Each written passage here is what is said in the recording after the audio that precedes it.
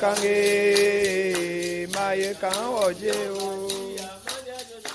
ayane ayane juma ayane ayane ayane juma ayane ayane ayane juma ayane ayane ayane juma ayane ayane ayane juma ayane ayane ayane juma ayane ayane ayane ayane oh ayane ayane juma ayane ayane juma ayane ayane ayane oh ayane ayane juma ayane.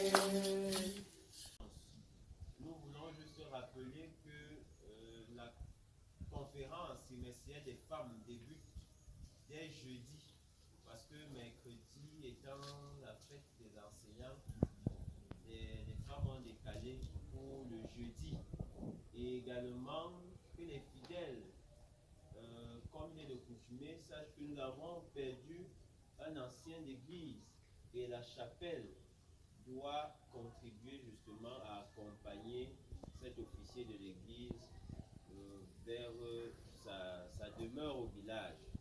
Donc c'est également devoir pour la chapelle de se joindre à la paroisse dans l'organisation. Donc tout à l'heure, les gérants, je peux dire les adultes qui se connaissent, nous allons nous retrouver chez l'ancienne église à Kouassovi pour essayer de réfléchir dans ce sens. Parce que nous devons déjà apporter nos contributions, puisque les obsèques de notre ancien, c'est du 12 au 15. Du 12 au 15 octobre. Voilà. Donc, nous n'avons plus assez de temps. Nous devons mobiliser ce que nous avons pour l'accompagner justement. La suite avec le pasteur. Nous sommes dans la joie d'être là pour votre dimanche de Sainte-Seine. Nous rattrapons le dimanche dernier, on devait avoir la Sainte-Seine de la fin du mois de septembre. Nous sommes dans la joie d'être accompagnés ce dimanche pour la première fois. Ce sera pas la première et la dernière, s'il te plaît Dieu, du médecin-chef de l'hôpital de Djungolo, le docteur Zambé Sela, que nous présentons. Le docteur Zambé Sela est médecin-chef de l'hôpital de Djungolo, mais il est également pasteur proposant. Donc il a fait aussi des études en théologie. Donc il est médecin et théologien. C'est pas nouveau. Merci encore d'être venu. Et nous vous souhaitons la bienvenue parmi nous et bon séjour, bon long séjour parmi nous. Parce que pendant notre séjour comme pasteur de Soi Jérusalem, nous allons souvent être avec lui, parfois en chapelle au niveau du siège de la paroisse. Nous tenons à rappeler également que la Sainte-Seine aura lieu également en octobre, mais au lieu de l'avoir le dernier dimanche d'octobre, nous aurons cela le troisième dimanche d'octobre. Je vais vous expliquer pourquoi. On s'est dit, mais tiens, le pasteur vient souvent en courant, mais cette fois-là, on va avoir du temps. Le pasteur va vous donner tout un dimanche seulement pour la chapelle, donc on prendra du temps. Le troisième dimanche d'octobre. Voilà. Ce serait bien pour un culte des agapes après, on aura le temps d'échanger, de mieux se connaître pour ceux qui ne connaissent pas le pasteur. Pour ceux qui connaissent, ce sera encore une expérience davantage d'échanger. Donc nous souhaitons à tous un excellent dimanche et nous tenons encore à féliciter la chapelle pour l'organisation de dimanche dernier, pour la mobilisation. Comme je le disais au catéchisme hier en pleine session, que c'était une très bonne communication dans ce qu'on appelle les relations publiques. Si certains ne sont pas venus, ils ont eu au moins l'invitation que nous sommes là et que nous existons. Ça c'est important. Donc sur le plan des relations publiques, on se fait connaître. Mais il y a une autre nouvelle que je voulais partager également avec vous, c'est que le catéchiste hier a présenté sa candidature au sein du ministère et la session de la paroisse Soie Jérusalem a accepté le recommander aux études en théologie. Nous présentons le candidat au sein du ministère, Zam, dans le catéchisme de la chapelle de Dieu. Que Dieu soit béni et qu'il bénisse également cette initiative. Nous souhaitons à tous un excellent dimanche. Je passe la parole au médecin-chef qui a une communication à nous envoyer. En passant, c'est lui le prédicateur ce dimanche. Ok. Deux petites annonces importantes parce que voilà, je prends l'étiquette de médecin. À partir de la semaine prochaine, vous allez voir des gens passer, peut-être même aujourd'hui, hein, dans vos maisons, venir écrire avec les craies, expliquer parce qu'on a connu ce qu'on n'a plus jamais connu. Vous savez, l'épisode du Covid a fait que les gens ont beaucoup mal parlé de vaccins et beaucoup ont généralisé sur tous les vaccins. Ça fait qu'on a eu beaucoup d'épidémies de rougeole, une maladie qui avait totalement disparu. Donc le ministère de la Santé organise une semaine d'intensification de la vaccination contre le rougeole cette semaine-ci pour protéger nos enfants. Rougeole, rubéole, variole. Vous savez qu'il y a des varioles des singes tout qui circulent parce qu'il y avait une baisse de la vaccination. Je nous encourage, si vous voyez ces gens passer dans vos maisons pour vacciner les enfants, acceptez de le faire pour protéger les enfants des maladies qui sont évitables par la vaccination.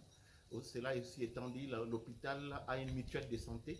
La mutuelle de santé est ouverte à tous pour pouvoir bénéficier des soins de santé à des coûts très faibles. C'est 2 000 francs par année pour les enfants et 5 000 francs par année pour les adultes. Donc, si vous avez la possibilité, vous pouvez aussi vous inscrire et en venant à l'hôpital, vous pouvez bénéficier de tous les soins avec une réduction de 20% de tout, quels que soient les types de soins que vous avez. D'autres annonces passeront peut-être au courant du mois qui vient aussi pour un groupe d'ophtalmologues qui vont venir. On attend encore quelques petites précisions, mais la date est quand même maintenue pour le 20 octobre, courant octobre.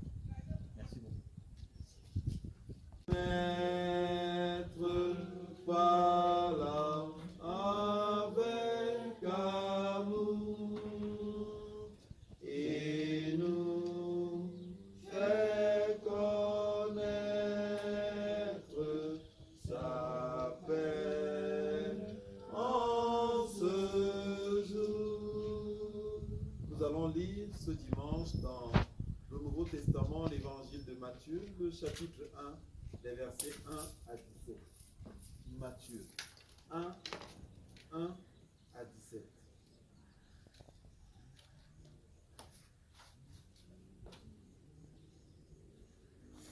Nous disons Matthieu, chapitre 1, versets 1 à 17. Nous lisons. Généalogie de Jésus-Christ, fils de David, fils d'Abraham.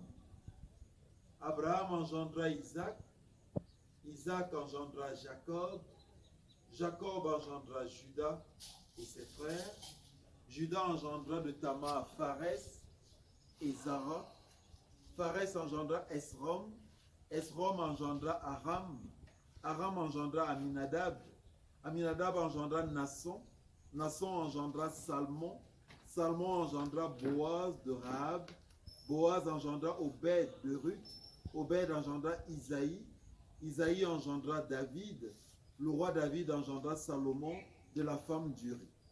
Salomon engendra Roboam, Roboam engendra Abia, Abia engendra Asa, Asa engendra Josaphat, Josaphat engendra Joram, Joram engendra Osias, Osias engendra Joatam, Joatam engendra Akaz, Akaz engendra Ézéchias, Ézéchias engendra Manassé, Manassé engendra Amos, Amon, Amon engendra Josias, Josias engendra Jéconias et ses frères. Au temps de la déportation à Babylone, après la déportation à Babylone, Jéconias engendra Salatiel, Salatiel engendra Zorobabel, Zorobabel engendra Abiud, Abiud engendra Eliakim, Eliakim engendra Azor, Azor engendra Sadok, Sadok engendra Hakim, Hakim engendra Eliud, Eliud engendra Eliazar, Eliazar engendra Matan, Matan engendra Jacob, Jacob engendra Joseph, l'époux de Marie, de laquelle est né Jésus, qui est appelé Christ. Il y a donc en tout 14 générations depuis Abraham jusqu'à David, 14 générations depuis David jusqu'à la déportation à Babylone, et 14 générations depuis la déportation à Babylone jusqu'au Christ. Amen. Je m'approche de toi. Je m'approche de toi, source de vie, source de vie, source de vie, mon sauveur bénis-moi, source de vie, source de vie, source de vie, mon sauveur bénis-moi. Merci encore au pasteur, à la session pour l'invitation. Ce texte peut nous paraître un peu difficile, n'est-ce pas? On se demande, mais qu'est-ce qu'on peut bien tirer d'un texte aussi où il n'y a que des noms qui reviennent? Je vous conseille de ne pas fermer vos Bibles, de le garder ouverte dans ce tout premier livre du Nouveau Testament, dans ce tout premier chapitre et les tout premiers versets qui nous disent tout. Ça décrit toute la Bible. Vous pouvez lire juste ce premier verset et après vous pouvez vous dire que tout est dit, de tout le Nouveau Testament et même de toute la Bible. Tout est dans ce tout premier chapitre. Qui a écrit ces livres? C'est Matthieu. Matthieu, c'est Lévi, on appelle aussi Lévi, c'était un Bamiléké juif, c'est-à-dire c'était un douanier, et qui a été touché par la parole de Dieu, de Jésus. Un jour, il était dans son poste de travail, Jésus passait, prêchait, et il était dans son bureau, il écoutait cette parole qui a bouleversé son cœur, au point qu'il est devenu un des disciples de Jésus, et plus tard, il écrira ses livres, il commence par ça. Et c'est assez extraordinaire. Ça peut paraître difficile à lire, mais il y a deux clés de lecture. La première clé de lecture est dans le tout premier verset, et la deuxième clé de lecture est dans le dernier verset qu'on a lu, le verset 17. Le verset 1 nous dit « Généalogie de Jésus-Christ, fils de David, fils d'Abraham ». On voit bien que ce n'est pas David qui a mis au monde Jésus. Donc le fils de David, ce n'est pas une naissance naturelle qu'il s'agit, mais là il est déjà question d'une naissance spirituelle, d'une filiation spirituelle. Donc on nous dit ici comment on peut devenir membre de la famille de Jésus, comment toi et moi, nous pouvons intégrer cette famille de Jésus. Dans ce premier verset, comme vous le voyez, on part du Fils vers le Père. Jésus, fils de David, et David, fils d'Abraham. Donc on part des enfants vers, si vous partez de Jésus, vous arriverez à Dieu. Voilà ce que nous dit déjà ce tout premier verset. Luc le dit bien, parce que Luc décrit justement cette généalogie de Jésus en commençant du bas vers le haut. Mais Matthieu va nous décrire plutôt en partant du haut vers le bas. Il va décrire de manière descendante cette généalogie de Jésus. Le verset 17 dit, il y a en tout 14 générations, depuis Abraham jusqu'à David. Ensuite, 14 générations depuis David jusqu'à la déportation à Babylone. Et enfin, 14 générations depuis la déportation à Babylone jusqu'à Jésus. Donc, 3 séries de 14 générations. On va en dire un mot tout à l'heure. Et justement, dans cette description qui part des parents envers les enfants, il y a un verbe que vous avez entendu 39 fois. Abraham engendra Isaac, Isaac engendra Jacob, Jacob engendra. Le mot engendrer ici ne veut pas dire mettre au monde. Le mot engendrer en grec egnesen veut dire libérer, faire éclore, amener à la vie, faire de quelqu'un faire partie quelqu'un de moins à le faire devenir quelqu'un d'important. C'est ça le sens de ce verbe engendrer. Hein. Ça n'a pas le sens de mettre au monde. Ça veut dire que Abraham a fait d'Isaac quelqu'un d'important. À un moment donné, Isaac est arrivé à la vie, il a commencé à vivre à un moment donné, et c'est ça qui est décrit. Quand vous lisez, vous voyez que les personnes qui sont décrites dans cette généalogie de Jésus, ben, ils n'ont pas toujours une moralité très correcte. Ce n'est pas des gens, ce n'est pas des parfaits. Mais ils sont là, membres de la famille de Jésus. Je vais vous parler un peu de ces trois, très brièvement, de ces trois séries des 14 générations. Dans la première série, qui part d'Abraham jusqu'à David, là, c'est des héros de la foi. C'est des gens qui ont compris comment, qui ont découvert la foi et qui ont compris comment avoir une relation intime avec Dieu. Et dans la deuxième série, on parle des rois. Il y a 7 bons rois, 7 mauvais rois et 7 rois qui manquent. Et dans la dernière série, c'est des inconnus, des gens qu'on ne connaît pas, on ne sait pas trop qui sont ni ce qu'ils ont fait, mais qui occupent pourtant la plus belle place parce qu'ils sont des compagnons de Jésus. Ils sont dans la série où Jésus est, donc ils occupent la plus belle place. Mais je vous rappelle que celui qui a écrit ce livre, c'est Matthieu. Et je vous ai dit que Matthieu était un douanier. Vous savez, les douaniers en matière d'argent, comme tous les Bamilékés, ils ne peuvent pas se tromper en matière de calcul. Donc, il compte et il sait très bien compter. Et pourtant, quand vous regardez bien la manière dont c'est écrit, on a l'impression qu'il y a des trous, il y a des choses qui manquent, il y a des choses qui dérangent un peu. Il y a comme s'il y avait des erreurs. Mais c'est fait exprès parce que c'est un message spirituel que Matthieu veut nous montrer. Il a dit que la généalogie de Jésus commence par Abraham. Vous croyez que ça commence vraiment par Abraham? Où est Noé? Où est Enoch? Où est Mathusalem? Où est Adam?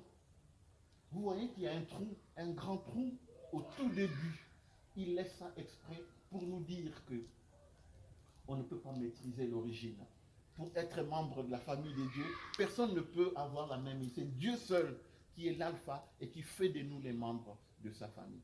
Et dans la deuxième série des 14 générations, où il n'y a que le roi, je vous ai dit qu'il y avait 7 bons rois, 7 mauvais rois, et 7 rois qui manquent, là aussi il y a un trou, il y a un grand trou en plein milieu. Il va citer le premier roi, deuxième, quand il arrive au 6e, entre le 6e et le 7e roi, il saute 3 rois. Donc quand vous allez lire dans le livre de 1 roi et 2 rois, et même le livre des chroniques, vous verrez qu'il y a des rois dont les noms ne sont pas là. Il les saute volontairement. Il saute 3 rois entre le 6e et le 7e roi, et il saute encore 4 rois entre le 11e et le 14e roi. Donc, c'est fait exprès pour montrer qu'il y a un vide. Il y a toujours un vide qui a la forme de Dieu, en plein milieu, au plein centre. C'est Dieu qui doit occuper le vide du centre de notre vie. Dieu doit être au cœur de notre vie. Et dans la dernière série, il y a les 14 générations, où je vous ai dit qu'il y avait des inconnus et puis qui occupaient la plus belle place parce que Jésus était avec eux. Là aussi, dans cette série, il y a un trou. Et le trou est à la fin. Il manque le dernier nom. Vous pouvez faire tout ce que vous voulez, répartir à la maison, compter comme vous voulez, vous allez voir que le dernier nom manque. Il a dit 14 générations, mais le 14e nom n'y est pas. Donc, tout à l'heure, si on a quelques minutes, on pourra faire un petit exercice comme à l'école primaire pour en découvrir. Voilà un peu ce qui est dit. Alors, je vous parle de ça pour que vous voyez comment on devient membre de la famille de Dieu. C'est pour dire aussi que c'est Dieu qui est à l'origine de la foi, comme dit le livre des Hébreux, et qui l'a conduit jusqu'au début, jusqu'à la fin. Dieu est l'alpha et l'oméga. Il est le commencement, il est la fin, il est le centre. Pour être membre de la famille de Dieu, c'est une grâce. Dans la première série de 14 générations, où il y a héros de la foi, il y a 4 noms qui nous sont cités des patriarches. Les 4 premiers noms. Abraham engendra Isaac, Isaac engendra Jacob, Jacob engendra, vous connaissez Jacob engendra qui? Judas. Ces 4 personnes ne sont pas des modèles, hein, mais ils sont pourtant membres de la famille de Dieu. Abraham, son nom est cité en premier. Pourquoi? Parce que justement c'est grâce à lui que le Seigneur va faire quelque chose qui va montrer un amour extraordinaire. Abraham, c'est quelqu'un qui avait une vie, une relation un peu bizarre avec son propre père, parce que son père était à la fois son père et son beau-père. Hein. Parce que sa femme était à la fois sa femme et sa petite sœur en même temps. Donc c'était une relation un peu bizarre. Cette relation était tellement floue qu'au point qu'un jour, quand il a eu faim, très faim, il est parti vendre sa femme au roi d'Égypte, au pharaon d'Égypte, pour avoir quelques sacs de blé et quelques sacs de maïs. il est parti, il a donné sa femme comme une marchandise, comme une chèvre. Il la donne au roi d'Égypte et le roi d'Égypte lui a donné beaucoup d'animaux, beaucoup de biens. Et c'est Dieu qui va intervenir pour empêcher au roi d'Égypte de faire des bêtises. Et que le roi d'Égypte va chasser Abraham avec tous ses biens. Et sa femme va d'ailleurs lui rendre pareil. Elle aussi, quand elle aura besoin d'un bébé, quand elle aura besoin d'un enfant, elle va vendre aussi son mari à une esclave d'Égypte, Agar. Match nul. Lui, il a vendu sa femme au roi d'Égypte et sa femme le vend à l'esclave d'Égypte. Match nul. Qui va gagner le prochain match? Comme tout à l'heure, on m'a dit, le pasteur m'a dit qu'il y a une coupe au Cameroun, les Dombos, je ne sais pas quoi, les Bambutos, les Cotosport, ils vont jouer contre les Cotosport. Là, on va voir qui va gagner. C'est là que Dieu va intervenir pour changer le nom d'Abraham, qui voulait dire Abba, c'est-à-dire Abba, qui veut dire père, Ram, qui veut dire grand, c'est-à-dire je suis fort, grand. Dieu va changer son nom et va transformer son nom en Abraham pour dire que tu n'es plus grand, qu'il devient le père de la multitude. Et la multitude, il lui donnait un seul enfant. Pour dire qu'avec avec peu, avec rien, on peut beaucoup faire à condition qu'on sache compter sur Dieu. Il va apprendre beaucoup de choses, Dieu va changer son nom, il va les circoncire. En tout cas, Dieu va intervenir, on n'a pas le temps d'en parler, Dieu va intervenir pour changer son nom.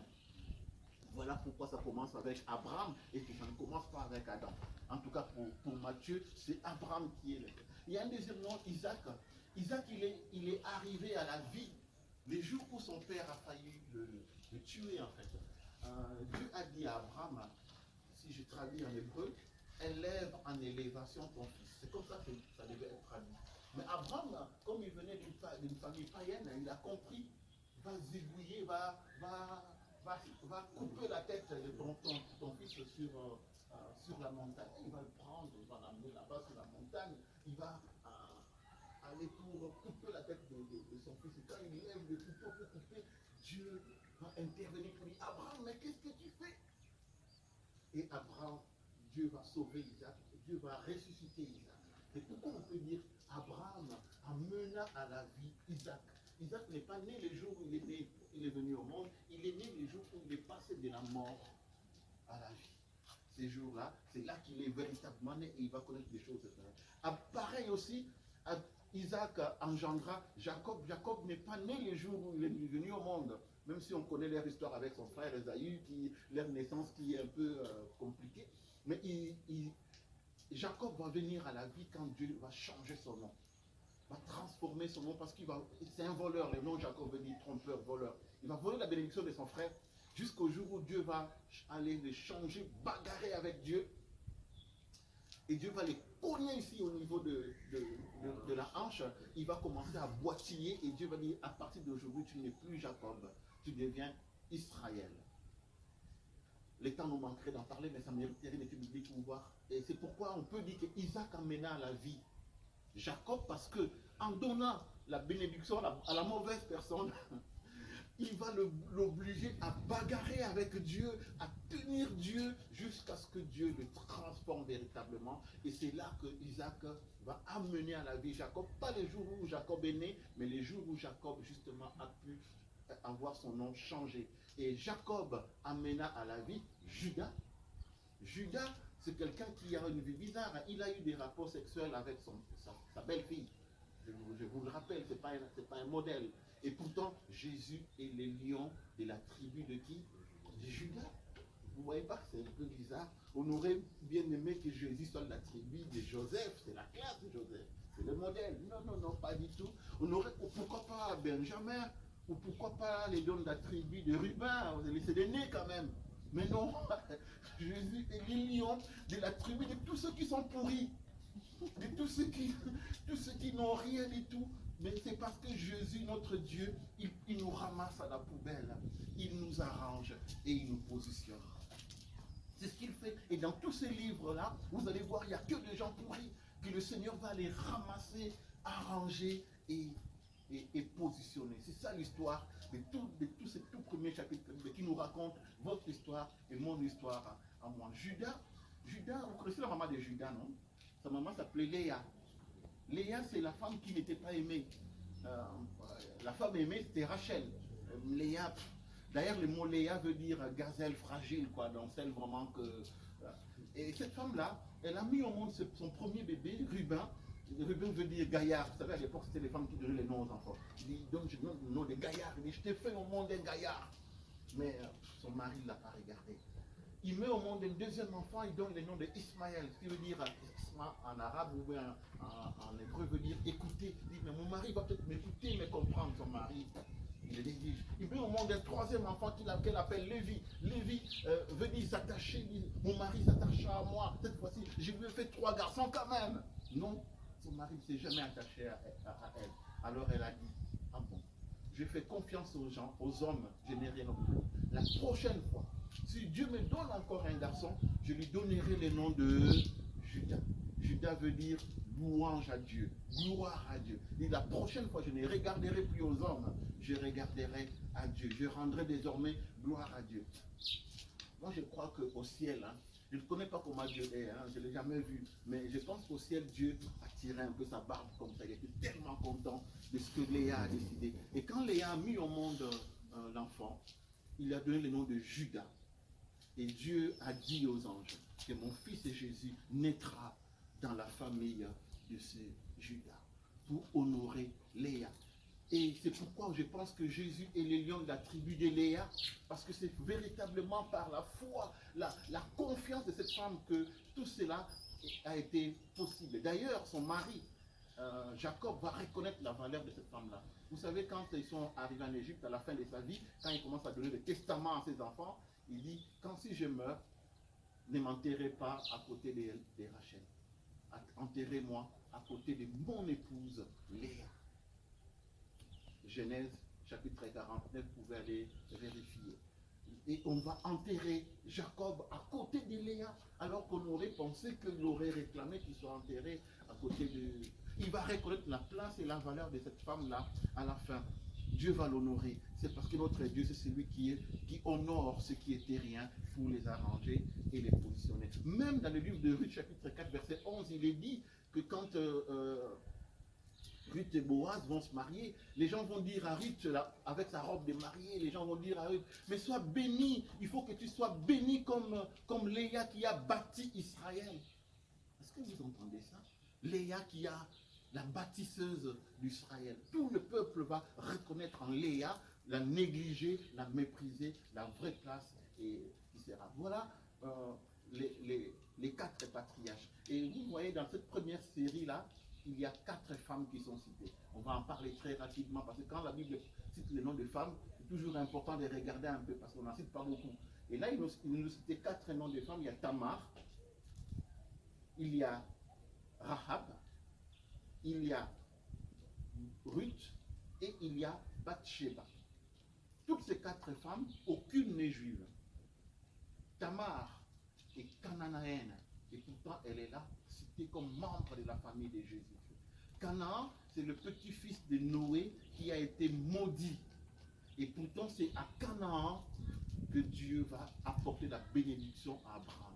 Parce que Dieu, il est le Dieu qui transforme les malédictions pour les transformer en bénédictions. Tamar, c'est le beau-fils de Judas, avec qui il a eu des rapports incestueux pratiquement. Elle est née d'une famille pourrie, là. Elle est née aussi de cette relation incestueuse, mais parce qu'elle ne savait pas quoi faire. Elle voulait être membre de cette famille de Dieu. Elle ne savait pas quoi. Elle a fait des bêtises et Dieu a vu sa volonté d'entrer dans la famille et Dieu va l'y intégrer. Et la deuxième femme qui nous a cité là, c'est Rahab. Rahab, c'est la prostituée de Jéricho, vous la connaissez, n'est-ce pas? Elle aussi, elle est la membre de la famille de Dieu. Quand on voit des prostituées dans la famille de Jésus étant citées, on se dit qu'il y a de l'espoir pour tous les perdus de la vie. Rahab va se marier. Son mari, si vous savez que leur Bible ouverte, on va voir, son mari s'appelle Salma ou Salmon. C'est un nom composé de Sal et Ma qui est là. Salma, je vous le rappelle, c'est un des espions qui sont allés à Jéricho le jour où la ville de Jéricho est tombée. Les espions étaient allés visiter la ville et ils ont été protégés par cette prostituée Rahab. Elle aussi, elle a compris que la ville de Jéricho va tomber. Le seul moyen pour elle d'être sauvée, c'est d'intégrer ces juifs. Et elle ne savait pas comment faire et Dieu va l'intégrer dans cette famille. Au point que Salma et Rahab seront les premières personnes qui vont bâtir un village qui s'appelle Bethléem. Ce village-là va devenir une ville où naîtra le Sauveur du monde. Jésus-Christ est né à Bethléem, ville bâtie par une prostituée de Jéricho qui s'appelle Rahab. C'est pas merveilleux ça? Et Salma, c'est elle, Salma et Rahab, c'est eux, les parents ou les aïeux des scribes, de tous ceux qui ont écrit la Bible. Le scribe, dans le livre de 1 Chronique, chapitre 2, verset 51, verset 55, on nous dit que c'est Salma et Rahab qui ont bâti Bethléem, et on nous dit aussi que Salma et Rahab sont les précédents des scribes. Voilà pourquoi quand Hérode cherchait où est né le roi des Juifs, il va naître où? Personne ne savait. Mais les descendants de Salma et de Rahab savaient où il est né parce que ce sont leurs parents qui ont. Dieu, notre Dieu, il est un Dieu d'amour. Et la troisième femme qui est citée, c'est Ruth. Ruth, elle n'est pas juive non plus, elle est moabite. Les moabites, ce sont les descendants de la relation d'inceste entre Lot et ses filles. Vous voyez que c'est pourri, n'est-ce pas? Et pourtant, elle est là, membre de la famille de Dieu. D'ailleurs, dans sa relation avec Boaz, à un moment donné, elle a failli faire des bêtises. Hein. Elle est partie la nuit noire, entrer dans la couverture de Boaz. Boaz dormait profondément. Ruth vient dans la nuit, il soulève la couverture de Boaz et entre sous la couverture. Pour faire quoi? Je pose la question pas aux filles mais aux garçons. Vous n'avez rien demandé. Une fille jolie, belle, vient la nuit noire, entrer sous votre couverture. Vous faites quoi? Boaz va dire à Ruth, ma fille, c'est ce que tu veux faire là, moi aussi je veux le faire. Mais on ne peut pas le faire comme ça. On va le faire dans la volonté de Dieu. Le sexe seulement, non. Le sexe plus la volonté de Dieu, oui. On va chercher la volonté de Dieu. Les matins, ils vont aller voir les autorités, les chefs des villages. Ils disent, voilà ce qu'on a, on sait, mais on ne sait pas comment faire. Le chef dit, non, tu ne peux pas te la marier. Avant toi, il y a quelqu'un d'autre. Va chercher là quelqu'un là, mais quelqu'un là-bas. Il dit, la personne dit, non, moi je ne veux pas, ils peuvent se marier. Ils vont se marier devant toutes les autorités. Et ce qu'ils voulaient faire en cratère, ils pouvaient maintenant le faire dans la volonté de Dieu. Et la dernière femme qui nous est citée, c'est Bathsheba. Bathsheba, elle n'est pas juive non plus, elle est hittite, parce que son mari, c'est Uri, le hittite. Elle vient de là.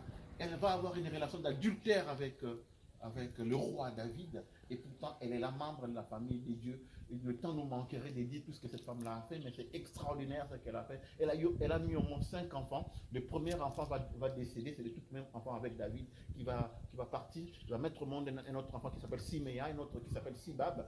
Le troisième, un quatrième enfant qui s'appelle Nathan, en souvenir du prophète Nathan qui leur a rappelé la bêtise qu'il avait fait avec David. Et le dernier enfant, le 5e enfant qu'elle va mettre au monde, c'est Salomon. Salomon, c'est son 5e enfant. Donc, il n'était pas le premier. Et Bathsheba, elle est venue après. David avait déjà d'autres femmes.